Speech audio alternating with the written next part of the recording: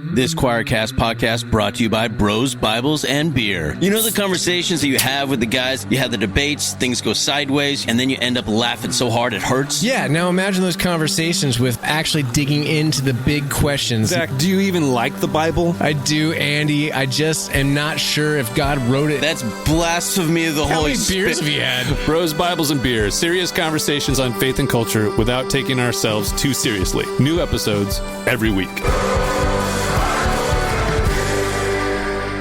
Western Christianity has spent the last 2,000 years telling everyone they're separated from God. This is Not Church with John and Nat Turney and Bethany Shea. Hey everyone, welcome back to the podcast. My name is Nat. I'm with my brother John and our lovely co-host Bethany as always. And this is the podcast we have called This Is Not Church. Because if it was church, you would have left by now. And John, why are you staring at me like that? I'm just listening. You are legit staring intently into my camera and then deeply into my soul. And I am uncomfortable. Sorry, I apologize. Fine, I forgot. I went through that so fast. I forgot to say hi, John. Hi, John. Do whatever the hell you want, Bethany. Whatever the hell I want, Bethany. Oh, yeah, that's the closest you've gotten to following instructions since we started. And it was just to throw me like a virtual middle finger. That's amazing. Yep. I love it. I gave you carte blanche to do whatever you want, and you were like, yeah, whatever I want. All right. I wish this was a video podcast sometimes, because Bethany is she's just like giving me a side eye. She's like sort of lounging in her chair. She's got this general F you sort of attitude rolling. I actually dig it. It's very cool. Okay, cool. She's a parent of teenagers, so some of that stuff must rub off. So. Oh my gosh, they are a lot. I remember. I'm trying to forget, but anyway, welcome to the podcast. We're glad that you guys are here. Hopefully you clicked the link on purpose and you weren't misled by somebody. If you were, stick around. It's going to get pretty cool. We are here with another awesome guest. As always, we always have the best people on. Trump has the best people? No, sir. We have the best people. Yeah. Really tremendous. Really. I mean, they're just tremendous people. At the risk of turning this whole thing into a joke, let me get started. Reverend Elizabeth Ashman. Did I say that right? Is it Ashman? Yes. Okay. Ashman Riley. Ashman Riley. Okay. I almost always double check pronunciations, and then I'm like, ooh, for all I know, it's Ashman. Ashman. That sounds more prestigious. Yes. I like it. Oh, Elizabeth Ashman Riley. Because I'm really British. That's amazing. Your accent, you've almost lost it entirely. That's great. I love it. She's an Episcopal priest in Washington, fostering a diverse community both in person and through her vibrant TikTok presence, where she connects with over 60,000 followers from various backgrounds. An alumna of St. Mary's College of California, she has a Master's of Divinity from the Church Divinity School of the Pacific in Berkeley. Riley's notable roles have included serving as rector of Emmanuel Episcopal on Mercer Island. Prior to that, she was a deacon at St. Luke's Episcopal Church and associate rector at Trinity Church, both in California. She has been a steadfast board member for organizations like Young Clergy Women International and Stanford's Episcopal Campus Ministry, focusing on fundraising and development initiatives. In 2022, her sermonizing acumen, I like the way that was worded, her sermonizing acumen earned her the Diocesan Preaching Award, and I probably butchered that word. I know what a diocese is. Say that again. Diocesan. Yeah, I told you I butchered it. Diocesan? No. I have often heard that a symptom of the autodidact, which is what I would sort of label myself, like I read a lot, is a lot of times when you come across a word you've only ever read but never heard pronounced, you just go, I don't know, diocesan? And Diocesan Preaching Award. That was a rabbit trail that was wholly unnecessary. But she resides just outside of Seattle, where she's raising her 3 children. She has a new book out, and the title alone should make you run. Honestly, this is one of the best titles of a book I've seen in a while. You should run just for the title alone. It's called Rage Prayers, which, if I have to be honest, are the only kinds of prayers currently in my arsenal. I have rage prayers at this point. But without any further ado, welcome to the program. Elizabeth, how are you? I am well. Thank you so much for having me. This is exactly the sort of place I want to be talking about rage prayers. Yeah, because John and I are full of rage. Bethany's not. She still has all this hope and optimism, and not the toxic kind, but good optimism. She has all this, positivity. It can be a little toxic. It can be a little toxic sometimes. I recognize that in myself. But John and I are, 50 plus, year old, Curmudgeons. cisgendered white curmudgeons who are just left with, adult children and rage and mountains of debt. So that's not entirely true. But hey, just as a way of kicking off the show, we like to ask a question. We just sort of like to get to know people a little bit. And one good way to do that is to ask you about your faith background, kind of a little bit of your journey, how you ended up where you're sitting in front of me with a priest collar on, looking amazing. Thank you. I know. I served in the Bay Area for 13 years, and I walked into a coffee shop one day in my collar, and the barista was like, "I love your necklace." Oh no! I mean, it's a good accessory, and sure. I'm not sure who would choose this as their necklace, but there you go. Yeah, I am an Episcopal priest, which is a role I've been in for quite some time now. I was ordained to the priesthood in 2013, so I've been ordained for over 10 years. I was born and raised in Alaska. That is home to me. And my parents, I'm technically from Wasilla. We can talk Wasilla and Alaska in another story, but they were not religious. They'd both sort of abandoned religion. And then through their own journey and getting divorced and doing, their own recovery work, my dad was deeply involved in the 12 steps. They found their higher powers and wanted my sister and me to have that experience, but in sort of the hippie liberal way that they did in the 80s in Wasilla, Alaska, which they felt really intensely that we needed some aspect of spirituality in our lives. My mom started going to Catholic church again. That's what she'd been raised in. And my dad had sort of abandoned Christianity, which was his mother's religion, but his dad had been Jewish, even though he and his siblings hadn't been raised that way. And so he started going to temple. And so my sister and I started going to Catholic church with mom and temple with dad. And we ended up having this lovely little interfaith family. I was 7 when I asked to be baptized. And my sister said she felt like she was Jewish. And so in this, quirky way, we built this really beautiful thing. I think that was really foundationally built with, my parents doing their own work and seeking out their own higher power and their sort of acceptance and tolerance. And that got more complicated in our relationship with the Catholic Church. My mom ended up not being allowed to take communion after she got divorced and remarried and all the things. And so I was at the point where, if you know anything about the Catholic Church, in like second grade, you go through your first communion preparation and all of that. And so I did first communion prep. And they really instilled in me the importance of communion. And I learned that my mom couldn't take communion anymore. And apparently I insisted to her. She said she was fine and we could stay. And I insisted that we had to leave to find a church where she could take communion. And I just giggled to myself that the Catholic Church did such a good job of teaching me the importance of the sacrament, but not that it needed to be taken at a Catholic church. And so I was like, great, let's just find somewhere else to go. And so we church shopped for a long time.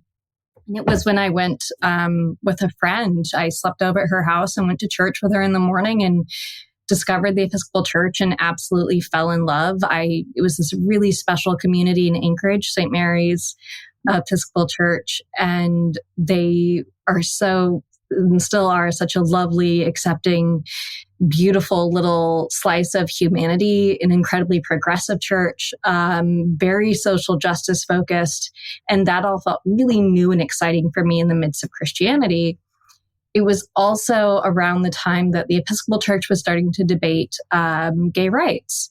So in 2003, the Episcopal Church ordained their first openly gay bishop, Gene Robinson. And around this time, I was elected as a delegate to our diocesan convention, where we were making decisions about our own polity and practices in the church. And the Episcopal Church went through a really difficult season of congregations leaving, dioceses leaving, people feeling really split over this issue. And Alaska was no different. There was a lot of dissent and difference of opinions of what the path forward should be. And I was at 15, 16, very passionate about gay rights and supporting queer acceptance within the church. It seemed to make the only sense in the world to me. And to find a church and a practice where we could spend the day debating all of this as a church, right? Debating gay rights, debating the right way to interpret scripture, and we could still find ways to come together and pray at the end of the day.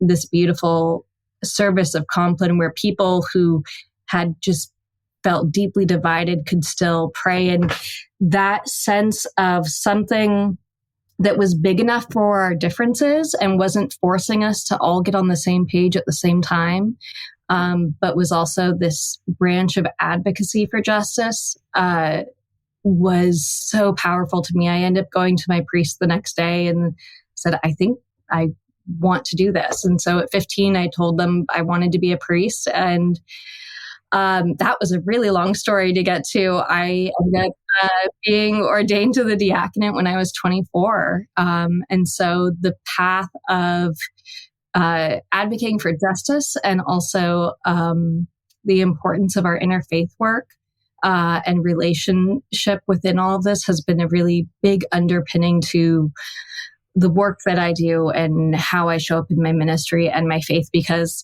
I don't think a lot of people have experienced a Christianity that is one that's fighting for justice. I don't think many people experience a Christianity that is loving or accepting.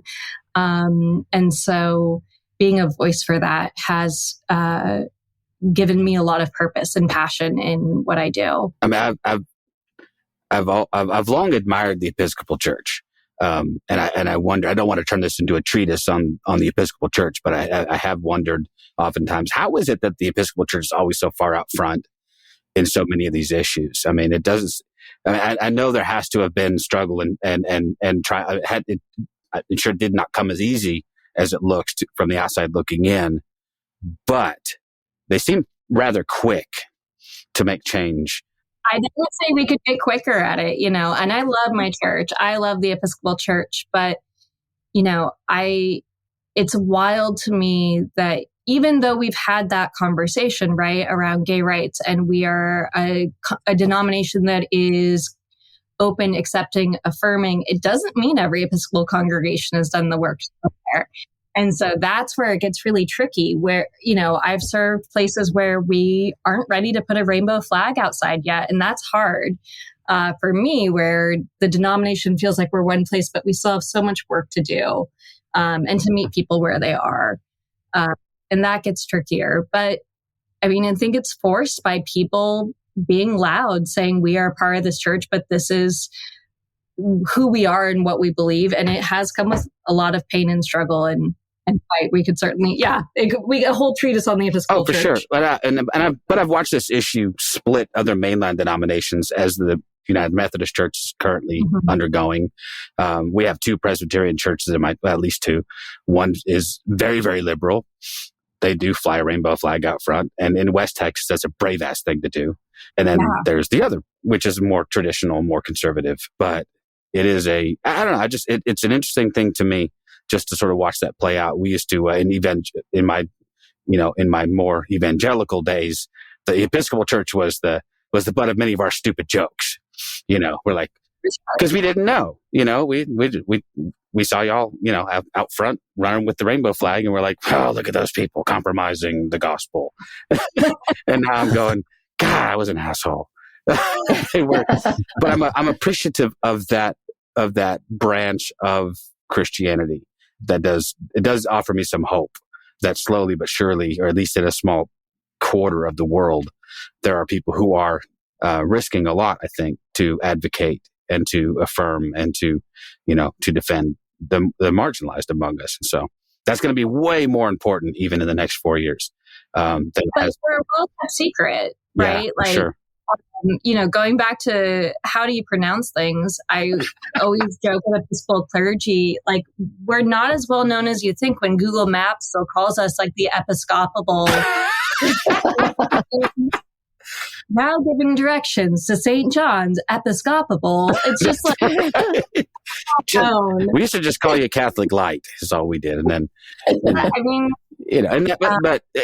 I realized, of course, in the UK, it's the Anglican Church, right? It's still the Church of England. The Church of England. Anyway, it has a long and proud history. But let's talk about rage prayers, because first of all, I wasn't just blowing smoke. I love that title so much. I wrote at some point in my book or I don't know, it all sort of blends together. But I do remember writing in a particular part of my life, that was the only prayer I could muster. And I know that's not exactly. I mean, there's variations on that theme throughout the book, but there does come a time when it seems like that's all that's left to voice is lament or discontent, and it's something that the evangelical church, and I pick on them because I am them. So so there's no malice there. It's just it's my tribe, and that's the one I feel most qualified to critique. We suck at that. I don't know if we invented, but we certainly cornered the market on toxic positivity. You all have given us some excellent examples of toxic positivity. Absolutely. But every mainline Christian church has had seasons of that, right? Yeah. So, we have been part of, and there are parts of the happy, clappy Jesus movement that's great. Don't get me wrong, like, positivity has its...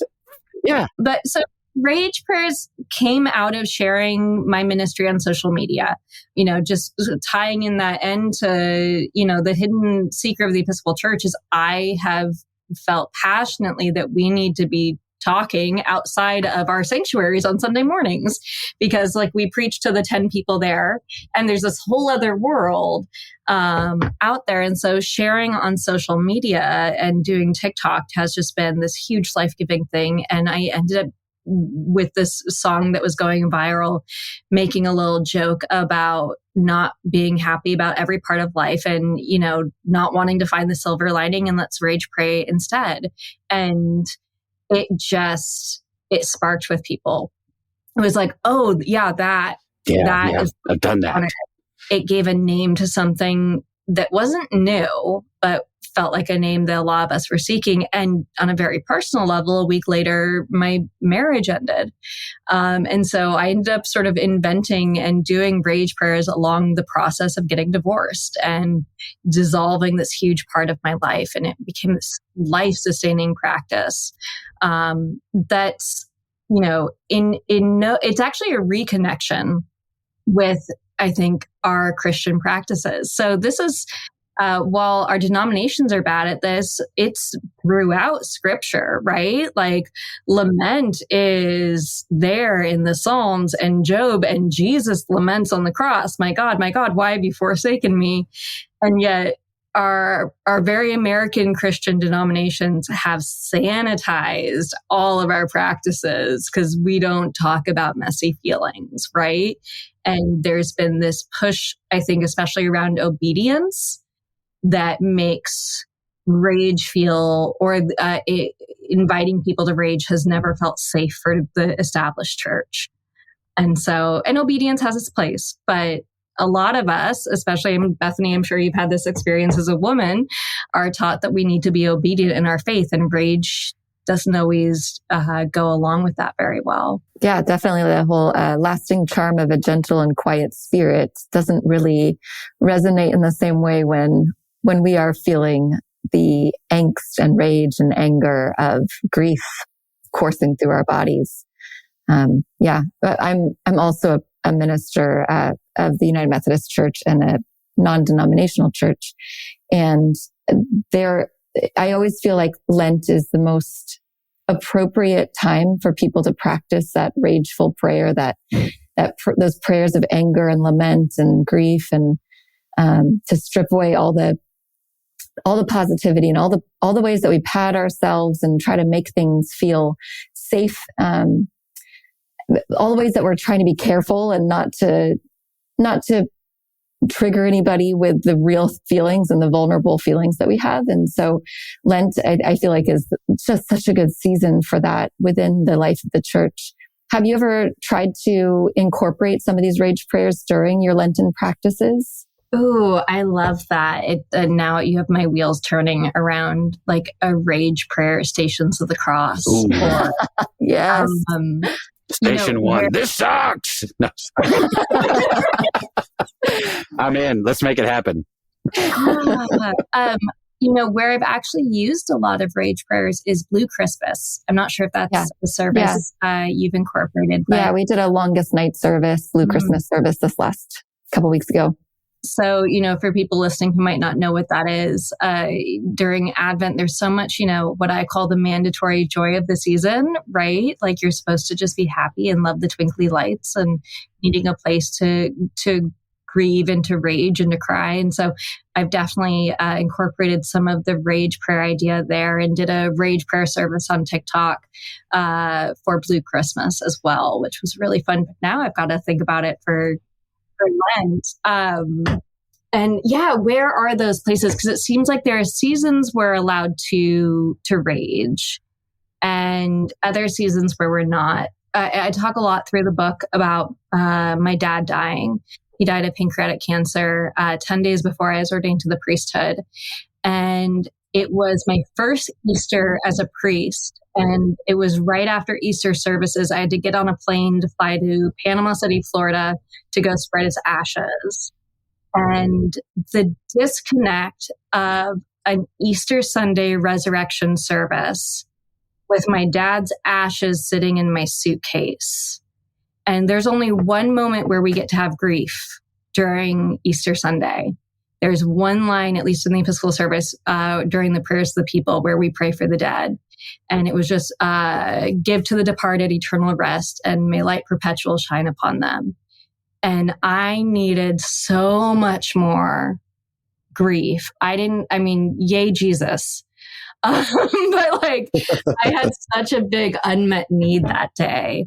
And so how do we bring that into more than just Lent or just Blue Christmas, these very safe containers? Well, Nat and I are, Bethany, I believe as well, raised in evangelical churches, were told that this is not acceptable. Right. How many times have any of us said that when asked how we're doing, we just say we're fine? Sure. Because to acknowledge pain and rage was to acknowledge that side of you, which was not holy. And it made us bottle down and push down until I can't remember if someone else that we've talked to before who says that, well, once you push this down, it has nothing but to come out sideways and without your control or not under your control. And I feel like what you're offering is not necessarily control, but a way that says it's okay to be angry. It's okay to say, what the fuck, God, as a prayer. And I think I don't know if that's, I know you say something similar to that. Yeah. The prayer for cancer is, dear God, fuck cancer. Yeah. Yeah, exactly. I had a teacher once tell me fine just stood for fucking insecure and negative emotion. Oh man. I like that. I'm stealing it. Yeah, seriously. But it's almost as though if we're in a bad mood, we're burdening other people in some way. Yeah. And so we have to deal with it ourselves. And unfortunately, we've built a way around it that's the answer they want too. Mm-hmm. Sure. Sure. How are you doing? That's not a question as to let's delve into your psyche right now. That's how are you doing? I'm fine. So am I. Okay, can we move on? Yeah, let's have the niceties and give the emotional experience that people expect. And I think people are scared too of, if I express my anger, will there ever be anything else? Or at least I know some of the big grief in my life, the big anger, my big fear started looking at the state of the world. It's like, can there be joy? Can there be hope? Will I get lost in that anger, get lost in that grief? And I really deeply believe that, rage prayers and the idea of practicing anger or any full emotion in our prayers is not so that we get lost in it, but as a part of how we process it and learn from it and see, how many times has our world been changed for the better when we have fought against injustice because we've been so angry that we cannot let this injustice stand. So I think rage can fuel goodness too. Absolutely. Yeah. Well, the weird thing was I spent quite a few years in a particular branch of the evangelical church called the Word of Faith movement. So you might call it the prosperity gospel. The name it and claim it dudes. It was borderline nothing. It was blasphemous to admit anything was going wrong in your life because your negative utterances would give life to negative things. So essentially you had the power of your words to make things go well. So the catchphrase was always, "Oh, watch your confession." Oh, don't confess that over me. Oh, you better watch your confession, man. I'd be like, man, I'm like, things are going really shitty. I have cancer. Oh, no, you don't. You're healed in the name of Jesus. And it's like, it gets deeply, and I'm still working it out. It gets deeply ingrained into you to the point where it's shiny, happy people all the time. You're walking around with these bullshit masks over everyone's faces. Everyone's in pain. We know they are because that's the human condition. Everyone's got a certain level of suffering going on in their lives. Everyone. And yet they're forced to walk around with these Stepford Wives looks on their faces and saying things like they're blessed and highly favored of the Lord when it feels like the Lord is kicking the shit out of you. I was sitting in a hospital with my daughter as she was close to dying. And that was the moment when I'm like, fuck this. And I rage prayed. I now know what I called it. I mean, that was and they were guttural, almost in groans of just like, I don't understand. Like, this sucks. I've been a good guy, man. I've been serving God. I've been serving the church. I've been doing all the things I'm supposed to do. This wasn't supposed to happen. And it was cathartic. I will say that. There was, and especially when I wasn't struck by lightning immediately.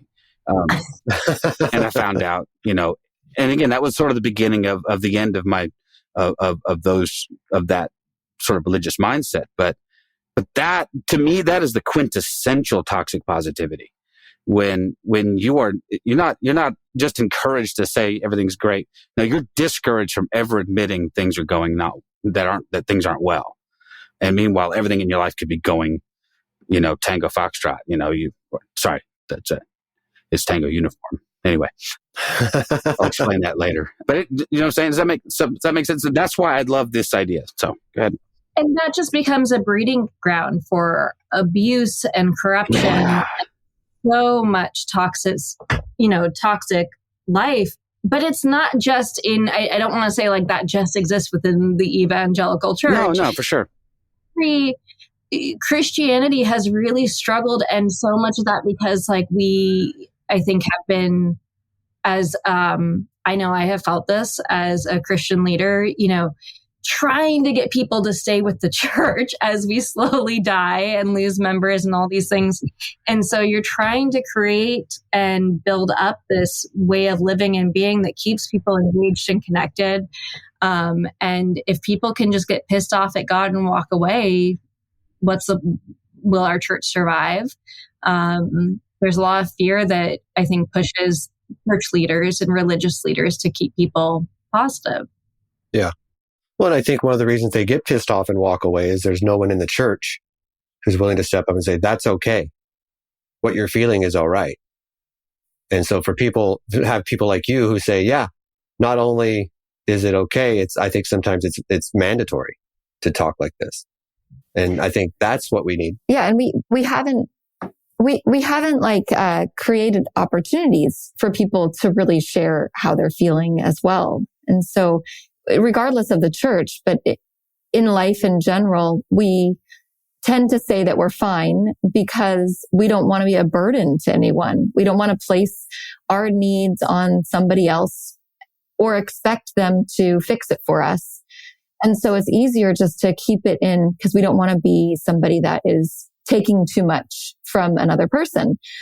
And instead, what I see through your book and your writings and these rage prayers, I see this picture of sharing exactly what's happening within without the expectation of being fixed. It's more just, I am dying here and I need you to hold this with me.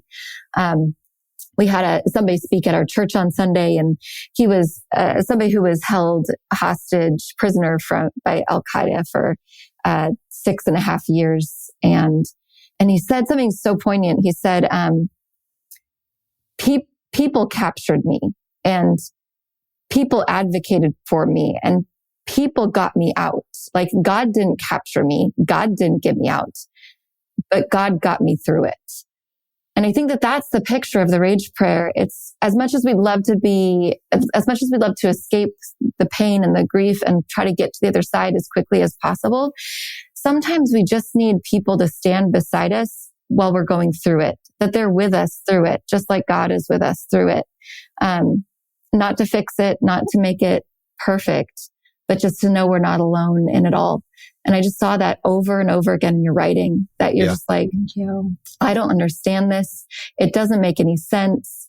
You know, all the prayers, like you prayed about the body, you prayed about spirituality, you prayed about the petty things, like all these different things that it's just, you were just making voice to the things, saying, I need somebody with me through this. It was beautiful. Thank you. Yeah. And I mean, that is, I think, at the church when it's at its best, that is what a community is doing for you and with you, is being there when you're going to show up every Sunday in immense grief at the loss of your person.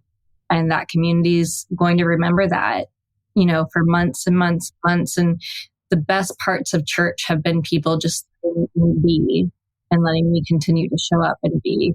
And the worst parts are when people want to push you through it or rush you through it, and not let you feel it. And both things can exist within church communities. Yeah. I mean, there's something to be said for just commiserating with somebody. And that was the thing that, you know, as I pastored for several years, planted a church once upon a time, and people were generally uncomfortable with and not well equipped to handle grief. And I get that. And so I try to have a lot of grace for people.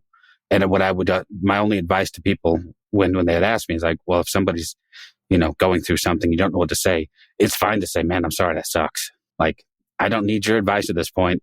I don't need platitudes. I don't need little cliches. Some of them are god awful.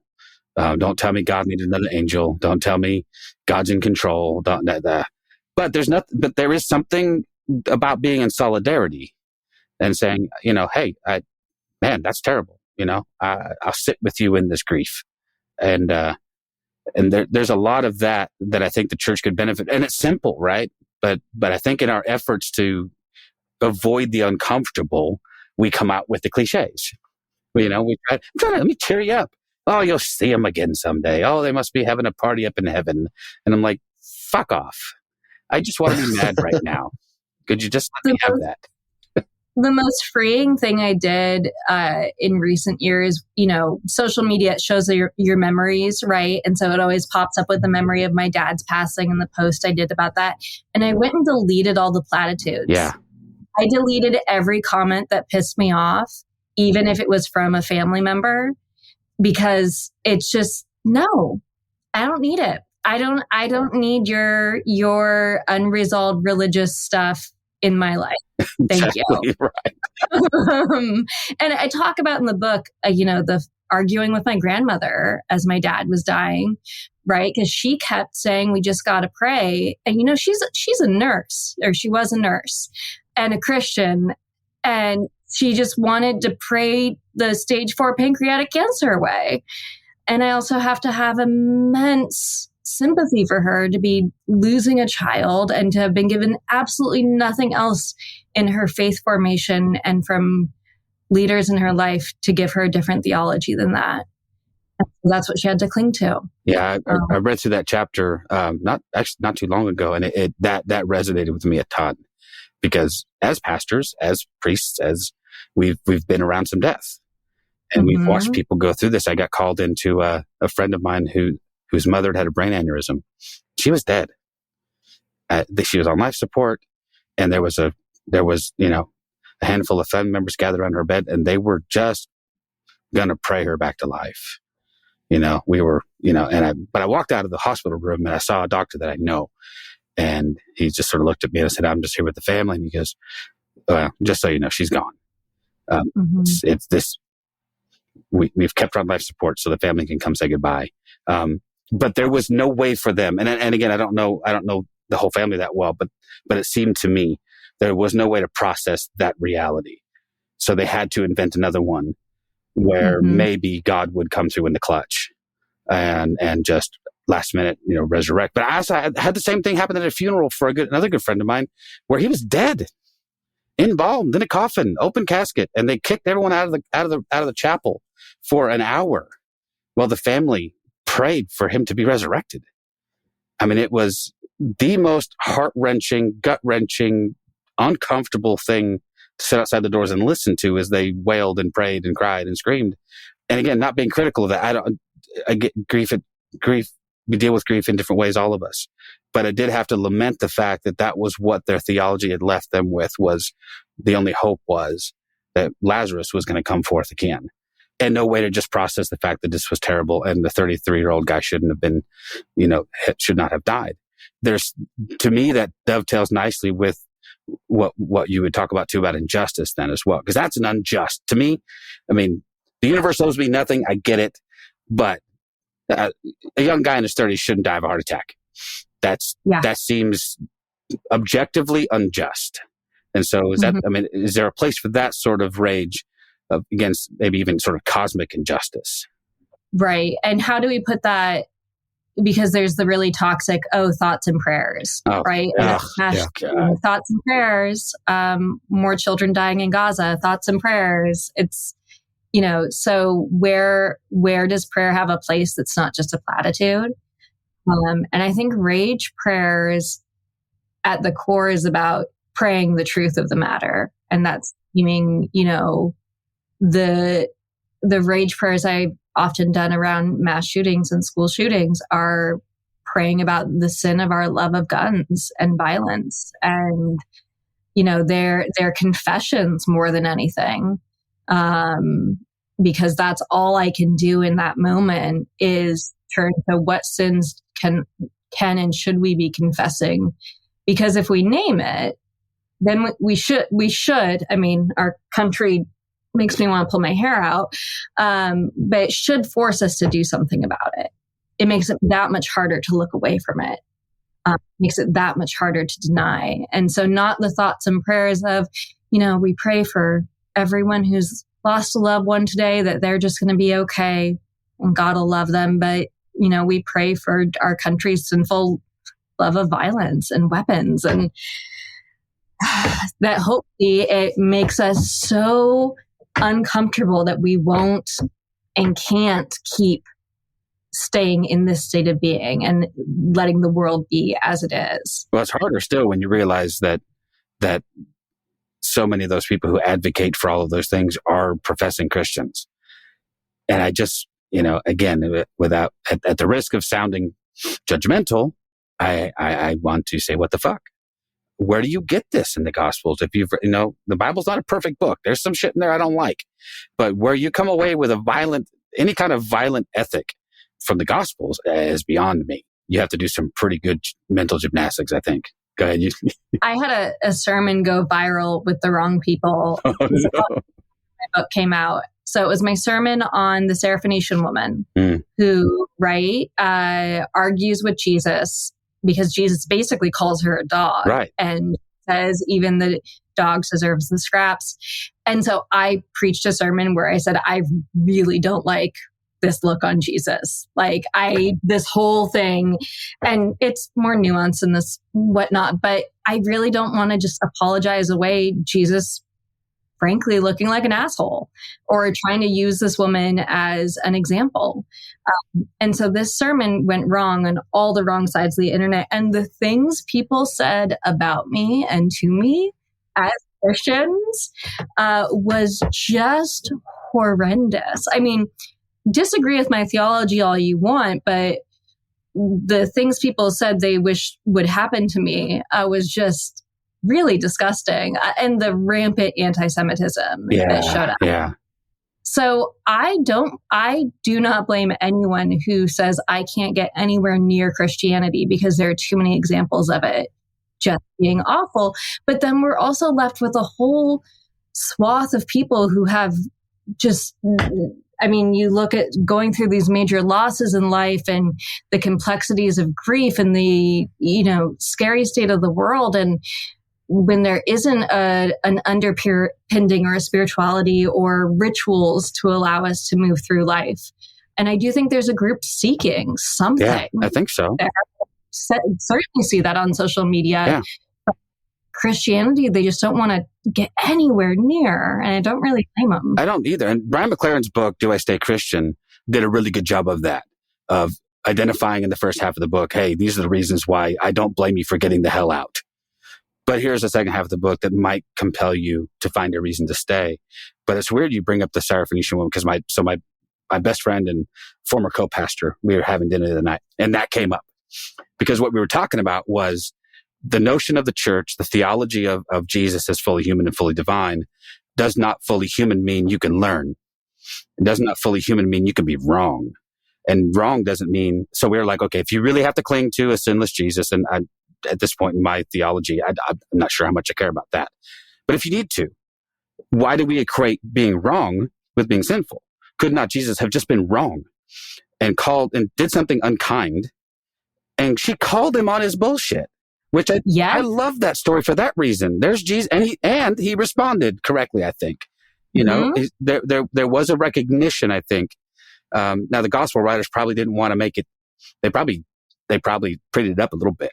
So he looked even less like it. So maybe he was but I like the idea of a fully human Jesus going through life, being faced with the prejudices that he'd been given as a first century Jew, and having to come face to face with those. And at some point, maybe somebody bravely calling him on his bullshit and him going, oh, okay.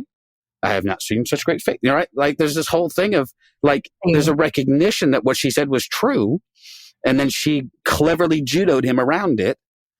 I love it. But again, it goes back to that fundamental way that we look at Jesus, where we've amplified divinity and we've really tried to subdue his humanity. And I think it comes into play in this whole idea of rage prayers, because Jesus rage prayed.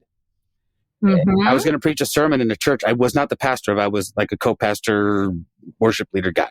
And I was given an opportunity after much hand-wringing. That's a much longer story, but to preach a sermon. And the sermon I was going to preach was Jesus was afraid. And I was told in no uncertain terms I would not preach that message. No, Jesus was never afraid. Really, he sweat drops of blood. He was in mental anguish. He was in the garden praying and begging God to take this cup from him. Why do we equate fear with something sinful?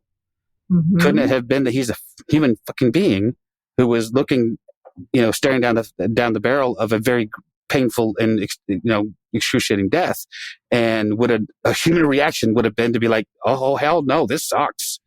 Like I don't want to do this. But let me ask you this, then. I guess all of that was leading up to a question, but sometimes I just don't have a question. Sometimes I feel like Michael Scott. Sometimes I just start a sentence and I don't know where it's going to go. Well, we just see what happens. It's an adventure for all of us. It really is. And you're welcome for that. But have we sanitized Jesus to the point where we've stripped him of his humanity in favor of a divine miracle working, walking on water Jesus versus, a guy walking around with dirt on his feet? I'm just curious. The institutional church has never really upheld Jesus as I think Jesus was, right? We like to sanitize and it's very Buddy Christ, right? Remember Dogma? I do. I love that so much. I had that on my dashboard for so long. Yeah, Jesus was messy, and Jesus ate with all the people we didn't think he should eat with, and he upset folks. And the biggest disappointment I had as a kid in Sunday school, in catechism, was learning that I thought when I heard that Jesus was fully human, that meant that he sinned and was imperfect, because I was learning that we were meant to be like Jesus. And so I had such a relief. I was like, oh, well, Jesus messed up too, so that means I can mess up. And then I found out that wasn't the case. And I was so disappointed because I was like, well, if Jesus was human and perfect, then like what hope is there for us? And so I absolutely love that idea that Jesus grew, Jesus learned. That's the example that we have to live up to. So, most churches would kick out Jesus if he walked in the door. Yeah, if he got to the front door, they'd be like, hey, hold up, new carpet. Right?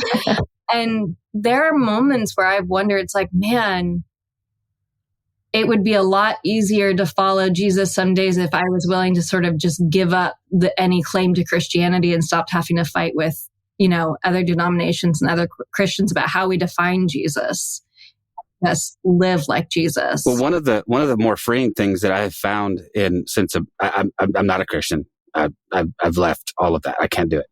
I have not left Jesus, but it's allowed me to do things that as an evangelical I was never allowed to do, which is like, hey, maybe you read what the scholars have to say about this Jesus person.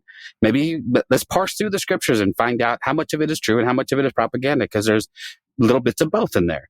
Mm-hmm. And it has allowed me to redefine myself as I'm a follower of Jesus. I don't think there's anything in the Sermon on the Mount that I don't think is great, although no one wants to nail those on courtroom walls for some damn reason. We all love the 10 Commandments so much. But yeah, it's liberating, and that's not, I'm sure that's not I know it's not the path for everyone, but the path for me was to, at least temporarily, get away from the trappings, get away from the boxes of not just that they put Jesus in, but that the church likes to put me in, and say, okay, well, I don't have to play by your rules.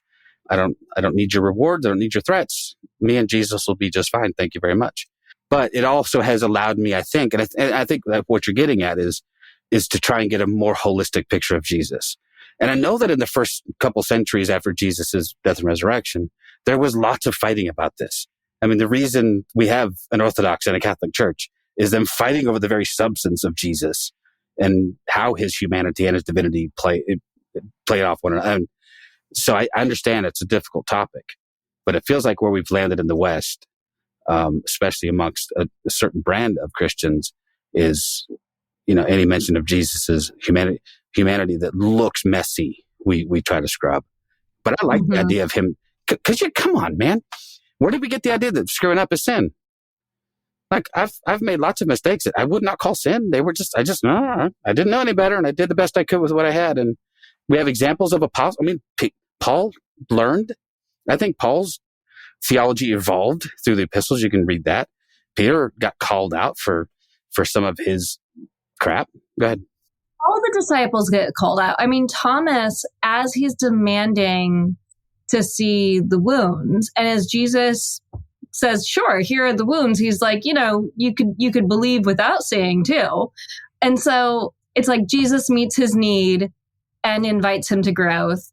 So the disciples are they're just a group of mess ups. Yeah. Like, wait, they're the densest bunch. He just repeats himself over and over and over, and they're the ones who inherit it. Right. Like, it gives me a whole lot of hope for the rest of us. Yeah, for sure. Well, and if you can lump Jesus in the mix, and I don't mean to monopolize this, but it's weird because this is really what we've been talking about quite a bit amongst my friends. But if you can lump Jesus in the mix of that too, and say, well, even Jesus wasn't born walking upright and speaking full sentences. He fell down. He wet his bed. He did all kinds of human things. He pissed his mother off, probably. Oh my God, they're just talking back to as I raise a toddler. Yeah. Like, tell me teenage Jesus wasn't a pain in the ass. I mean, 12-year-old Jesus was running away and going to the temple. Like, right. I don't think the best choice of not telling your mother where you're going, how divine you are. So yeah, we've conflated the idea of sin and messing up. And so while we're talking a lot about Christianity here, I've really hoped that Rage Prayers is bigger than just Christianity. Yeah, okay, for sure. To keep it, ecumenical and open, because I think God speaks to people in a whole lot of different ways. I was raised in a household where the God that loved me loved my Jewish sister. And so that's foundational for me, is Jesus is the way for me, and God is so much bigger than just this, which I know is blasphemous to so many Christians to say. But it's the most honest thing that I know to be true of the God I've encountered. Well, I was just going to bring up something I like about the book, and that's that I feel like there's no right way to read it. Okay. So, and what I mean by that is that what I did when I read it is I read all of your introductions without reading any of the prayers. I just wanted to hear what you had to say. And then I went back and I cherry picked and I went through and I read the ones that were interesting to me. I ended up reading most of them, but I really like the way the book is set up. And then and what you do though is you invite people to not only pray, to take these as gospel, but then to use these as a way to then speak your own truths and come up with your own rage prayers. And that's what I really like about it. Yeah, I feel like it was almost anti-rage prayers to have to put these into like a lovely published edition that's meant to be like edited. And too often prayers, people think a prayer has to sound like poetry, right? Like this beautiful, lovely, flowery language thing. And rage prayers really should be like a messy piece of paper where like half of it's scraped off and like cross things out and like, fuck this. And like, I didn't mean to say that. Like that's really what rage prayer should be. Yeah. It's messy and it can be ugly and it doesn't always sound good. How many people can't pray because they don't think they can say it right? Yeah, right. And so, obviously I had to put things into a version that could be published, but really wanting people to break out of this has to be poetry and put your own words in here. And so I'm glad that invitation came across. Well, yeah, because that, especially when that was always like the most scary thing to me was being like a Bible study or a group of people and they're like, who wants to pray? And it's all of a sudden you've got to go, oh Lord, Heavenly Father, I beseech thee on behalf of my brethren. But I was watching, I wish I could remember where it was. I need to find the clip. There's a clip of this like recently saved, converted, former drug addicted, kind of rough guy. And he's on like Christian television and they invite him to pray. And it's the best because they're like, you need to curse the devil. He's like, all right, fuck you, Satan. Fuck you. But to their credit, the two sort of, I think it was the one with like the lady with the really wild purple hair, not Kat Kerr. She's crazy. I can't remember her name. Anyway, they just kind of went, oh dear. Oh, okay. And, like, we understand the sentiment, son, but it was a very honest, hey, you told me to curse the devil. I'm cursing him. Fuck that guy. But yeah, that prayer has to be, stylized in a certain way. And we used to mock my pastor all the time because he always repeated, it's almost like a shibboleth. He had to say like every third or fourth word was Heavenly Father. Oh, no, Heavenly Father. Oh, no. Like, do you talk to anyone else like that? Come on. And we all of us who have served have done this, right? Like you have your go-to phrases and your little, like, if you blink in the middle of the prayer, your little catchphrase you're going to go to until you think of what else you should be saying. There. Yeah, so if you're charismatic, you have the added bonus of just being able to make words up. And then so you're like, Lord, shamalama ding dong, wagga wah, walla walla bing bang. Anyway, so I never could get on board with that. Like, shit, I forgot what I was saying. The prayer. Like, what are you saying? I don't understand. But I love, so if nothing else, then something a book like this can help us accomplish then too is to find a way of prayer or a vehicle by which to pray that is more honest and more sincere and more genuinely us rather than kind of putting on airs. And I think that's fantastic. I just love it. It's really beautiful. It reminds me a lot of, it has the potential to be helpful, like a book of common prayer. Yeah. When I was reading through some of the prayers, I was like, oh, I would use that at a funeral, or I would use that at a wedding, or I would use that in a church service when we're working through a specific area of scripture. And it's so accessible, which is beautiful. I think like what I keep recognizing just throughout this conversation and throughout your book is that it like brings us back to Christ, but in a way that brings a mirror to us. And so sometimes it's easy for us to like be critical of certain other paths of Christianity or certain other paths of faith. But I feel like these prayers actually confront us with where we're at and invites us to be more honest with how we're actually feeling in ourselves, instead of pointing out how other people are going wrong, or if they only got their act together, or if they were only more honest, or they seem like they're fake. Instead, it's just like, where am I feeling fake? Where am I trying to put the best face forward? And what is God inviting me into? I mean, even the conversation we had with the Syrophoenician woman just now, it's so easy. And I think this is where Jesus was too. It's so easy to become a product of our culture, to be influenced by the culture around us, whether it is a faith-based culture or a secular culture, a political culture. And I think Jesus was influenced by his culture, one that said that these people belong and these people don't. And these sorts of prayers help confront the ways that we are so immersed in one way of thinking, and saying, no, there is more inclusion here that we get to learn from and grow from. And I just really, I don't know, I appreciate it. I feel like it's a mirror. It's a beautiful mirror. I think that's such a beautiful point to bring up, and a really important one as we go into the next 4 years of this political season. Not scapegoat into, everyone else's demons, but to stay rooted in our own possibilities and purpose and action, rather than, it's easy. And we need to sometimes complain about what other people are doing that are driving us crazy. I mean, the last chapter of that book is petty rage, but at the heart of our anger is also, where can we turn? Where can we make a difference from where we are? Well, and just to put a little cherry on top, if you've made it this far and you're still listening, I hope you are. I can't imagine you would have turned off. This is compelling stuff.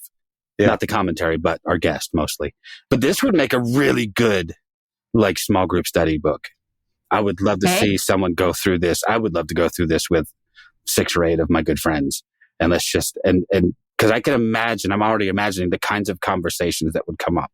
Yeah. And the kinds of life-giving conversations that would come up, where people might finally feel comfortable talking about some of the stuff that they've been pushing down for a while. There's my buddy Todd that I mentioned, that we were talking about, the Syrophoenician woman going through hell right now. A brother with stage 4 cancer, and mom just died. There's stuff going on, but he's a macho dude and doesn't talk about that stuff. So when I ask him how he is, he's fine. But if I had this book and we were talking about it, I bet I'd get something out of him. I bet there would be a prompt to say, you actually know what? Things actually kind of suck right now. I might need one of these rage prayers right about now. In fact, I think I'm going to buy a copy as a late Christmas gift for him.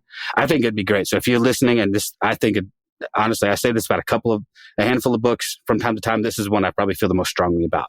That would be such a good thing to go through together with a family or a small group. So if you're inclined at all to buy a new book in 2025, which if you're like us, we're always inclined to buy new books. Maybe go buy 6 or 8 copies and schedule some time with your friends and check up on them. This will be also a good little covert way to check up on folks, I think.